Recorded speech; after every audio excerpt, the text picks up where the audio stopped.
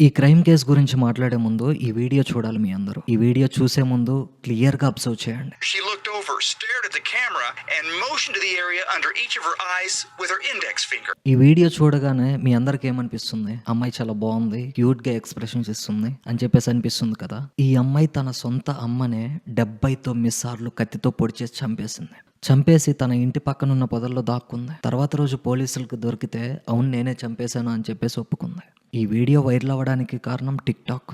ఏ మాత్రం లేట్ చేయకుండా వీడియోలోకి వెళ్ళిపోదాం. అసలు ఏం జరిగిందో చెప్తా వినండి. ఈ పిల్ల పేరు ఇజ్ముల్లా గుజ్మైత్. పేరు సరిగ్గా ప్రొనౌన్స్ చేశానో తెలియదు కానీ ఈ అమ్మాయి వచ్చిన ప్రాంతం వచ్చేసి అరోరా నుంచి ఈ అమ్మాయి వచ్చింది. ఈ అమ్మాయి కథ గురించి మనం తెలుసుకోవాలి. ఏ మాత్రం డిలే లేకుండా డైరెక్ట్ కథలోకి వెళ్ళిపోదాం. ఈ అమ్మాయిని చూడండి. ఈ అమ్మాయి పేరు ఇజ్ముల్లా.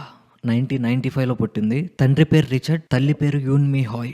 ఈ పేరు మీరు కరెక్ట్‌గా గుర్తుపెట్టుకోండి. ఈ అమ్మాయి గురించి మీరు ఏ మాత్రం తెలుసుకోవాలన్నా ఒక 3 సంఘటనలు మీకు తెలియాలి. అసలు ఏం జరిగిందంటే 2001లో వీళ్ళ పేరెంట్స్ ఇద్దరికి డైవర్స్ అయిపోయింది. ఈ పిల్ల ఎవరొకరి కస్టడీలో ఉండాలి కదా! ఇటు మదర్ కస్టడీ అయినా, ఫాదర్ కస్టడీలో అయినా ఉండాలి. కోర్టు వీళ్ళకి మదర్ కస్టడీలో ఉండమని చెప్పేసిందనమాట. ఈ అమ్మాయికి వాళ్ళ తల్లి అంటే అస్సలు ఇష్టం ఉండేది కాదు. అది ఎందుకో తెలియదు. జస్ట్ ఈ అమ్మాయి వస్తువుల మీద, వాటి మీద ప్రేమ చూయించేది. వాళ్ళ తల్లి మీద అసలు ప్రేమ ఉండేదే కాదు. ఈ అమ్మాయికి స్టడీస్ మీద కూడా అసలు ఇంట్రెస్టే లేదు. ఏదో జస్ట్ పాస్ మార్క్స్ తెచ్చుకుంటూ పై క్లాసెస్‌కి వెళ్తూ ఉండేది. వాళ్ళ మదర్ ఏం చెప్పినా విసిగిచ్చుకునేదనమాట.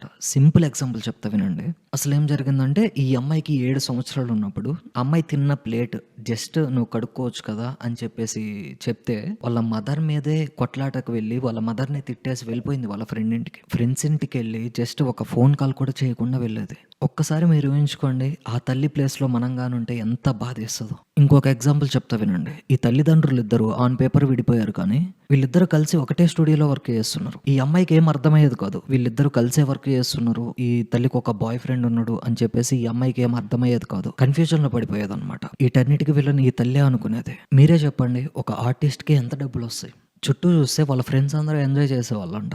వాళ్ళ ఫ్రెండ్స్ తల్లిదండ్రులు ఏం కావాలంటే అవి కొనిచ్చేవాళ్ళంట. ఈ అమ్మాయికేమో నాకేం రావట్లేదు, నాకేం కొనియట్లేదు అని చెప్పేసి ఈ అమ్మాయి వాళ్ళ తల్లి మీద చాలా కోపంగా ఉంది. ఆ అమ్మాయి ఏమనుకునేదంటే అమ్మ కావాలనే చేస్తుంది, నేను అడిగింది కొనివ్వట్లేదు అని చెప్పేసి చాలా తక్కువ వయసు కదా! అందుకని చెప్పేసి ఆ అమ్మాయి చాలా ఫీల్ అయ్యేదనమాట. నిజంగా ఇది చెప్పుకుంటే బాధేస్తది గానీ ఎంత డీప్‌గా వెళ్ళిపోయిందంటే వాళ్ళ అమ్మ మీద కోపంతో వాళ్ళ అమ్మని కొట్టడం, రక్కడం, వాళ్ళ అమ్మ మీద ఉమ్ము వేయడం ఇదంతా చేసేదనమాట. పాపం ఆ యుమ్మి అనే మదరు ఎంత ఫేస్ చేశారో ఆవిడకే తెలుసు. పాపం ఇవాళ లేరు కానీ చాలా బాధాకరంగా ఉంది. ఈ అమ్మాయి ఇలా ఎందుకు బిహేవ్ చేస్తుందో వాళ్ళ మదర్‌కి అర్థం కావట్లా.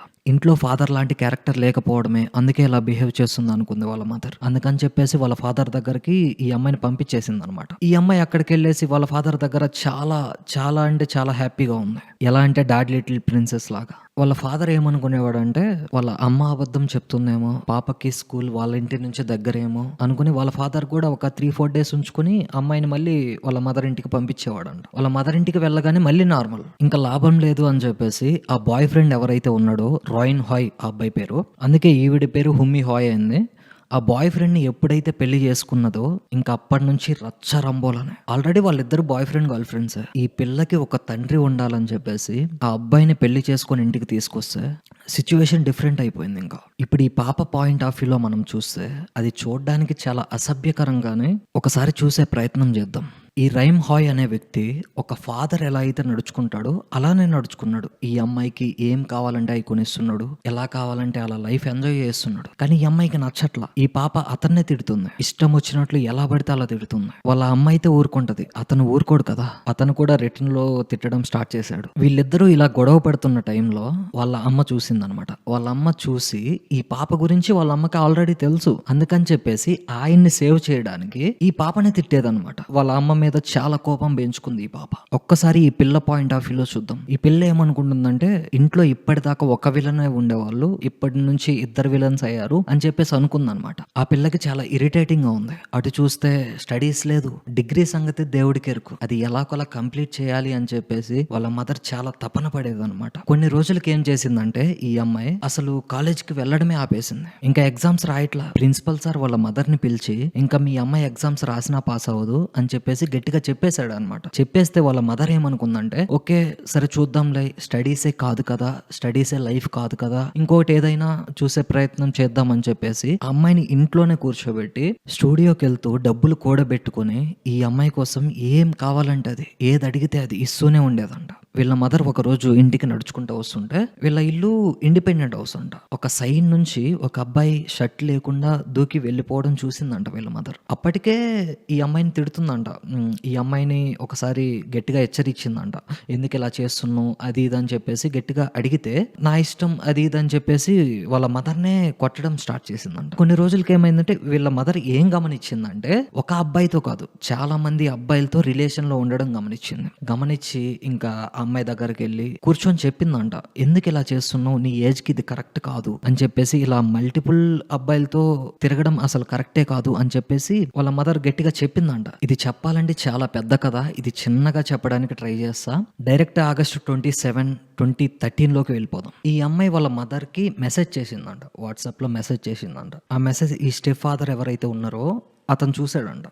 దాంట్లో ఏమని చెప్పేసిందంటే, నిన్ను ఎలా చంపుతానో నీ ఊహకే వదిలేస్తాను, నీకు కూడా తెలియదు, అలా చంపుతా అని చెప్పేసి మెసేజ్ చేసిందంట ఆ అమ్మాయి. ఈ స్టెప్ ఫాదర్ ఎవరైతే ఉన్నారో సొంత తల్లికే నువ్వు ఇలా మెసేజ్ చేస్తావా అని చెప్పేసి పోలీసులకి కాల్ చేశారంట. పోలీసులకి కాల్ చేసి పోలీసులు వచ్చి కౌన్సిలింగ్ ఇచ్చి, అక్కడ ఏ క్రైమ్ అయితే లేదు, పోలీసులు ఇచ్చి కౌన్సిలింగ్ ఇచ్చి వెళ్ళిపోయిన తర్వాత వీళ్ళు చాలా డిప్రెషన్లోకి వెళ్ళిపోయారంట. చాలా బాధగా ఉంటుంది కదా ఎవరికైనా, చాలా డిప్రెషన్లోకి వెళ్ళిపోయారంట. వెళ్ళిపోయిన తర్వాత ఏం జరిగిందంటే, ఈ మెయిన్ ఫాదర్ ఎవరైతే ఉన్నారో తనని పిలిపించారంట. తనని పిలిపించి ముగ్గురు కూర్చొని డిస్కషన్ చేసి ఆ అమ్మాయికి క్లారిటీగా చెప్పారంట, నువ్వు పెట్టిన మెసేజ్ ప్రకారం ఓకే నీ తల్లి భూమి మీద ఉండకపోవచ్చు, తర్వాత నీకేం జరుగుతుందంటే నువ్వు ఇన్ని సంవత్సరాలు జైలు శిక్ష అనుభవించాల్సి వస్తుంది. జస్ట్ నువ్వు ఇప్పుడు కోసమే చూసుకుంటున్నావు, నీ జీవితం చూసుకోవట్లేదు. ఇప్పుడంటే నువ్వేదో ఇంత మెచ్యూర్డ్ కాదు, జస్ట్ నీ కోసం నువ్వు చూసుకుంటున్నావు, తర్వాత నీకు అర్థమవుతుంది తల్లి వాల్యూ ఏంటో అని చెప్పేసి డీటెయిల్గా ఎక్స్ప్లెయిన్ చేశారంట. ఆ మెయిన్ ఫాదర్ ఎవరైతే ఉన్నారో డీటెయిల్గా చెప్పారంట. చెప్పిన తర్వాత అమ్మాయి కంట్లో నుంచి నీళ్ళు వచ్చినాయంట. ఆ ఫాదర్కి అర్థమైంది, ఈ అమ్మాయి అర్థం చేసుకుంది, ఇంకా ఈ అమ్మాయి మారినట్లే అని చెప్పేసి వెళ్ళిపోయారంట అక్కడ నుంచి.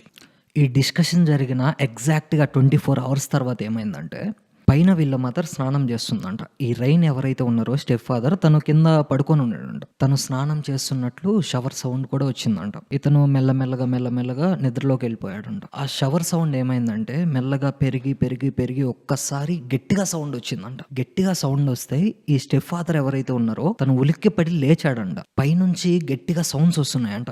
ఈ స్టెప్ ఫాదర్ కి అర్థమవుతుంది ఏం జరుగుతుందో, అర్థమవుతుంది. పైకెళ్ళి ఫాస్ట్ గా పైకెళ్ళి ఆ డోర్ ఏదైతే ఉందో దాన్ని తీయడానికి ప్రయత్నిస్తున్నాడంట. కానీ అది రావట్లా. తనకి అర్థమవుతుంది ఏం జరుగుతుందో, తనకి అర్థమవుతుంది కానీ తను నమ్మలేకపోతున్నాడు. ఇలా చెయ్యదులే అని చెప్పేసి నమ్మలేకపోతున్నాడు, కానీ అర్థమవుతుంది తనకి. ఇంకా కొంచెం సేపటికి ఏమైందంటే ఆ డోర్ ఏదైతే ఉందో అది ఓపెన్ అయిందంట. ఓపెన్ అయిన తర్వాత వామో నిజంగా ఇదంతా చెప్తుంటే నాకు గూస్ బంప్స్ వస్తున్నాయి. తను ఎలా చేసిందో తెలియదు కానీ డోర్ ఓపెన్ అయిన తర్వాత ఎగ్జాక్ట్ గా డోర్ ముందలే తను కత్తి తీసుకొని నించొని ఉందంట. వాళ్ళ మదర్ ఏమో కింద పడిపోయింది, చనిపోయింది తను. వాళ్ళ మదర్ కింద పడిపోయింది, తను ఎగ్జాక్ట్ గా కత్తి పట్టుకొని ఆ రక్తపు మరకలతో కత్తి పట్టుకొని నించొని ఉందంట. ఆ సంఘటన చూసిన తర్వాత నిజంగా తను మర్చిపోలేకపోయాడు. మొహం మీద 79 ఘాట్లు పెట్టి చంపేసిందంట. ఎంత కోపం పెట్టుకొని ఉంటే ఆ అమ్మాయి ఇలా చంపుతుంది. ఇన్ఫాక్ట్ హాకీ బ్యాట్ తో కూడా కొట్టినట్లు రిపోర్ట్స్ లో కూడా రాసున్నాయి. ఆ అమ్మాయి తనని చంపేసి ఎక్కడికో పారిపోయిందంట. కొంచెం సేపటికి పోలీసులు కూడా వచ్చారు. ఈ అబ్బాయి ఎలాంటి సిచ్యువేషన్ లో ఉన్నాడంటే, ఆ అమ్మాయి బ్రతుకుతుందా అనే 1% ఛాన్స్ తో కొంచెం నమ్మకంతో ఉన్నాడంట. కానీ అప్పటికే తను చనిపోయింది. అక్కడే పక్కనే ఫారెస్ట్ లాంటి ఒక ఏరియా ఉంటుందంట. అక్కడ మొత్తం ఎతికారంట కానీ అక్కడ కనిపించలే ఈ అమ్మాయి. నెక్స్ట్ డే ఏం జరిగిందంటే వీళ్ళకి ఒక ఫోన్ కాల్ వచ్చిందంట. ఒక ఫోన్ కాల్ వస్తే వాళ్ళు ఏం చెప్పారంటే, పలానా అమ్మాయి మా దగ్గరకు వచ్చింది, నన్ను ఒకరు మానభంగం చేస్తుంటే నేను ఇలా వచ్చేసాను, కొంచెం బట్టలైనా ఇప్పిస్తారా అని చెప్పేసి మమ్మల్ని అడిగింది అని చెప్పేసి ఫోన్ కాల్ వచ్చిందంట ఒకటి. ఇది ఒక విజన్ అయితే తర్వాత రోజు ఇంకొక అమ్మాయి కాల్ చేసి, మా ఇంటి పక్కనే పొదల్లో ఒక డెడ్ బాడీ ఉంది అని చెప్పేసి చెప్పారంట. అక్కడికి వెళ్ళి చూస్తే అది తను డెడ్ బాడీ కాదు, వాళ్ళ అమ్మని చంపిన రక్తపు మరకలు అక్కడ పడున్నాయంట. పోలీసులు వెళ్ళి తనని లేపిన తర్వాత తనకి ఏ మాత్రం టెన్షన్ లేదంట, తనకి ఏ భయం లేదంట. పోలీసులు అడిగారు, తను ఒప్పుకుంది, తనని తీసుకెళ్లారు. ఏ మాత్రం భయం లేకుండా, ఏ మాత్రం టెన్షన్ లేకుండా వెళ్లి కారెక్కి కూర్చుందంట. దాని తర్వాత కోర్టు ప్రొసీడింగ్స్‌లో ఫుటేజ్ ఏదైతే ఉందో అది 4 ఏళ్ల క్రితం వైరల్ అయిందంట టిక్‌టాక్‌లో. మీరు చూడండి 2013లో జరిగితే 2020లో ఆ క్లిప్స్ వైరల్ అయినాయి. ఇన్‌ఫాక్ట్ ఆ టైంలో ఏం జరిగిందో తెలుసా? సేమ్ ఆ అమ్మాయిలాగే వేషాలు వేసి, ఆ అమ్మాయిలాగే మేకప్స్ వేసి టిక్‌టాక్స్ చేశారంట. ఆ టిక్‌టాక్స్ చేసి కింద కామెంట్స్ చూస్తే ఇంత అందమైన అమ్మాయి క్రైమ్ చేస్తదా? నాకొకటి అర్థం కాదు. అందానికి క్రైమ్‌కి ఏంటి సంబంధం? ఎనీవేస్ కోర్టులో ఏం జరిగిందో తెలుసా? ఆ అమ్మాయికి ఏదో డిసీజ్ ఉందని కోర్టులో జడ్జిమెంట్ ఏమిచ్చారంటే ఆ అమ్మాయికి ఏదో ప్రాబ్లమ్ ఉందని, ఆ అమ్మాయికి సౌండ్స్ వినిపిస్తూ ఉంటాయని, ఆ అమ్మాయికి మనుషులు కనపడుతూ ఉంటారని, వాళ్ళ మదర్ ఎవరైతే ఉన్నారో తను విడిపోవడానికి ట్రై చేస్తుందని, వాళ్ళ బాయ్ ఫ్రెండ్‌ని మ్యారేజ్ చేసుకోవడానికి ట్రై చేస్తుందని చాలా బలంగా నమ్మింది ఈ అమ్మాయి. వాళ్ళ మదర్ ఎవరైతే ఉన్నారో తను వాళ్ళ సొంత మదర్ కాదని, తనని చంపేస్తే వాళ్ళ ఓన్ మదర్ వస్తదని అని అనుకుంది కాబట్టే తను చంపేసింది అని చెప్పేసి కోర్టులో ఉన్న వాళ్ళందరూ నమ్మారు. జడ్జిమెంట్ అయిపోయిన తర్వాత తనని జైల్లోకి పంపించలేదు. ఈ మెంటల్ హాస్పిటల్స్ ఏవైతే ఉన్నాయో అక్కడికి పంపించేశారు. కొన్ని ఇయర్స్ తర్వాత ఏం జరిగిందంటే నేనంతా బాగున్నాను, నాకేం ప్రాబ్లం లేదు, నన్ను విడిపించండి అని చెప్పేసి ఒక interview ఇచ్చిందంట. He asked me if I wanted to go in there and look through to get some clothing, so I did. The other patient left, and he went in there and shut the door behind him. ఆ ఇంటర్వ్యూలో కూడా తను ఏం చెప్పిందంటే ఈ mental hospital ఏదైతే ఉందో దీంట్లో కూడా నా మీద మానభంగం జరిగింది అని చెప్పేసి చెప్పింది. వీళ్ళందరూ వెళ్ళి చెక్ చేస్తే అక్కడ ఏ ప్రూఫ్స్ దొరకలేదంట. ఆ అమ్మాయి నిజం చెప్తుందో లేదో మనకైతే తెలియదు, కానీ ఇప్పుడైతే ప్రస్తుతానికి పార్ట్ రిహాబ్‌లో ఉంది ఆవిడ. ఈ పార్ట్ రిహాబ్ అంటే ఏంటంటే ఆ మెంటల్ హాస్పిటల్ ఏదైతే ఉందో అక్కడే ఉండొచ్చు, కానీ కంప్లీట్‌గా దాంట్లోనే ఉండబడలేదు. కామన్‌గా తిరగొచ్చు, సాంగ్స్ వినొచ్చు, పక్కన వాళ్ళతో మాట్లాడొచ్చు, ఇదంతా చేయొచ్చు. కానీ ఆ అమ్మాయి చెప్తుందనమాట, నాకు నార్మల్ అయిపోయింది, నన్ను వదిలేయండి అని చెప్పేసి ఆ అమ్మాయి చెప్తుంది. కానీ మీరు చెప్పండి, ఈ ఎంటైర్ కేసులో ఎవరిది తప్పు? ఈ కేసు మీద ఒక డాక్యుమెంటరీ జరిగితే ఆ కింద కామెంట్స్ ఏవైతే ఉన్నాయో దాంట్లో ఒక కామెంట్ చాలా ఇంట్రెస్టింగ్‌గా ఉంది. ఆ కామెంట్ ఏంటంటే తనకి ఇండియన్ పేరెంట్స్ అయితే తనకి ఇలా జరిగి ఉండేది కాదు అని చెప్పేసి రాసుందంట. ఇన్‌ఫాక్ట్ అది నిజమో కాదో మనకైతే తెలియదు. కొంచెం స్ట్రిక్ట్‌గా పేరెంట్స్ ఉండి ఆ అమ్మాయిని డిసిప్లిన్‌లో పెట్టుంటే ఇలా జరిగి ఉండేది కాదని ఒక లైన్ ఆఫ్ థాట్ ఉంది. లేదా ఆ అమ్మాయికి నిజంగానే మెంటల్ ప్రాబ్లమ్ ఉంది అని చెప్పేసి అది కూడా ఒక లైన్ ఆఫ్ థాట్ ఉంది. ఈ 2 లైన్ ఆఫ్ థాట్స్‌లో మీరు ఏది నిజమని నమ్ముతున్నారు? ఏది ఏమైనా సరే ఒక అమ్మాయి చేసిన పనికి మాలిన పనికి మనం ఈరోజు అందంగా ఉందని చెప్పేసి అంత పొగుడుతున్నాం. నిజంగా తన లుక్స్‌కి మనం ఫేవరబుల్‌గా మాట్లాడుతున్నాం. ఈ వీడియో నేను ఎందుకు చేశానంటే మన లైఫ్‌లో కూడా, మన పర్సనల్ లైఫ్‌లో కూడా ఇలా జరగొచ్చు. ప్లీజ్ దయచేసి మీ చిల్డ్రన్స్ ఎవరైతే ఉంటారో వాళ్ళని కేర్‌ఫుల్‌గా చూసుకోండి. మీరు తప్పు చేయకపోతే వాళ్ళకి ఏ థాట్స్ రావు. మీరు చాలా స్ట్రిక్ట్‌గా ఉండాలి. ఈ వీడియో చూస్తున్నప్పుడు ఒక థ్రిల్లర్ చూస్తున్న ఫీలింగ్ రావచ్చు, కానీ అది కాదు మన టేక్ అవే. మన టేక్ అవే ఎలా ఉండాలంటే మన సొసైటీ గురించి ఉండాలి, మన పేరెంటింగ్ గురించి ఉండాలి. దీనికి రియల్ టైమ్ సొల్యూషన్ ఖచ్చితంగా మీరు కామెంట్లో రాయండి. ఎందుకంటే నా ఒక్కడి గొంతే కాదు, మీ అందరి గొంతు కూడా వినపడాలి. సో మళ్ళీ ఇప్పుడు ఆ వీడియో ప్లే చేస్తున్నా. వీడియో బిగినింగ్‌లో ఏదైతే వీడియో ప్లే చేశానో అదే వీడియో ఇప్పుడు కూడా ప్లే చేస్తున్నా. వీడియో బిగినింగ్‌లో మీరు ఏదైతే అనుకున్నారో అదే ఒపీనియన్ ఇప్పుడు కూడా మీకు ఉందా? చెప్పండి, నేను వెయిట్ చేస్తుంటా. She looked over, stared at the camera, and motioned to the area under each of her eyes with her index finger. ఇప్పుడు చెప్పండి బాయ్స్ అండ్ గర్ల్స్, మీకు అదే ఫీలింగ్ ఉందా?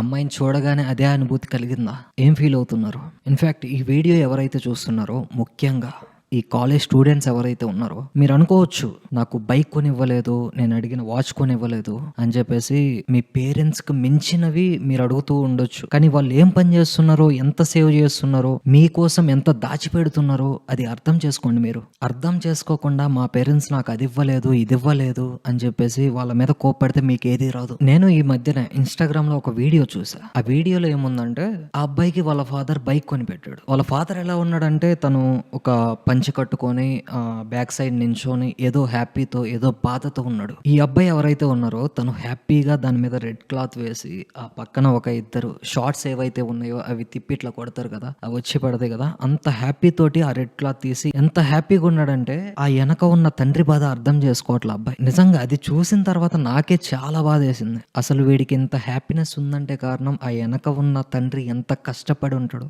నిజంగా ఆ వీడియో చూసినప్పుడు నాకు ఎంత బాధ వేసిందంటే కళ్ళల్లో నుంచి వాటర్ వచ్చేసాయి. పేరెంట్స్ని కష్టపెట్టకండి, కొంచెం అర్థం చేసుకోండి, కొంచెం అర్థం చేసుకోవడానికి ట్రై చేయండి.